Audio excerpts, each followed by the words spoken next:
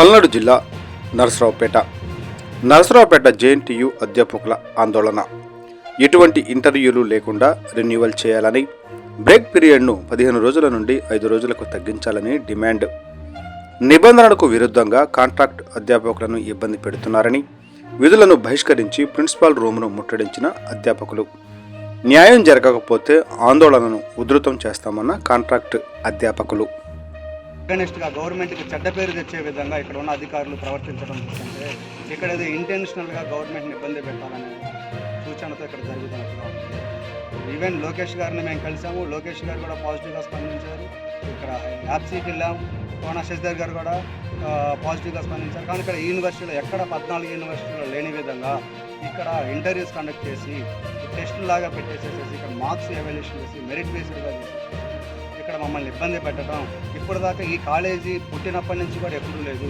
కానీ ఇక్కడ చేయడం అన్యాయం. ఈ అన్యాయం మీద మేము గట్టిగా వెళ్ళి ప్రిన్సిపల్ గారిని అడగడం జరిగింది. ఆయన రిప్లై కోసం వెయిట్ చేస్తూ కూర్చున్నాం. ఆయన కనుక రిప్లై కనుక సరైన రిప్లై లేకపోతే ఫర్దర్గా దీని మీద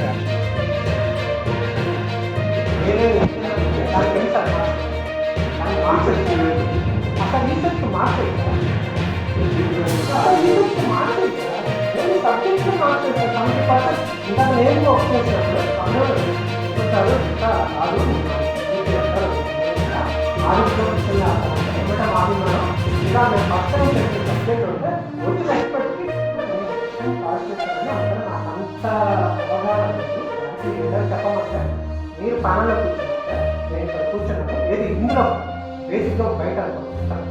నేను ఆ మాట చెప్తే మీ ఇంప్రెషన్ నా మీద ఎలా పడుతుంది? ఇంప్రెషన్ ఎలా పడుతుంది? అసలు చేసినా సరే బేసిక్ కంటెంట్ నేర్చుకోలేదు. అక్కడ ఏదో వెళ్ళాడు, ఏదో తూర్పు మంత్రంగా చెప్పాడని సరే అలా పడదు. ఇంకొక సార్ నాలుగు విషయాలు సబ్జెక్ట్ ఉంటే నాకు తెలియదు. నేను 4 సబ్జెక్ట్ ఉండగా ఇంకా 3-4 స్టూడెంట్స్ ఉపయోగిస్తాను. నాకు ఎన్ని మార్క్స్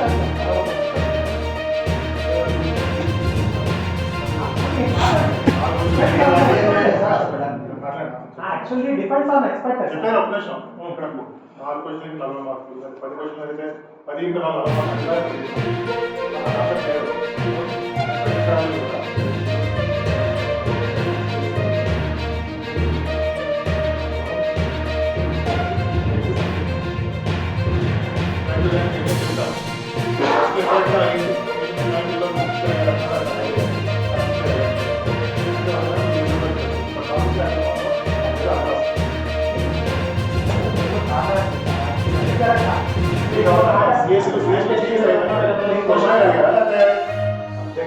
ప్రాక్టికల్ ఎలా చెప్తారని కదా, పిల్లలకి అందరూ ఎలా చెప్తారని కదా, ఇంకొక క్వశ్చన్ కదా టాపిక్ పిల్లలకి ఈజీగా అందరూ ఎలా చెప్తారు?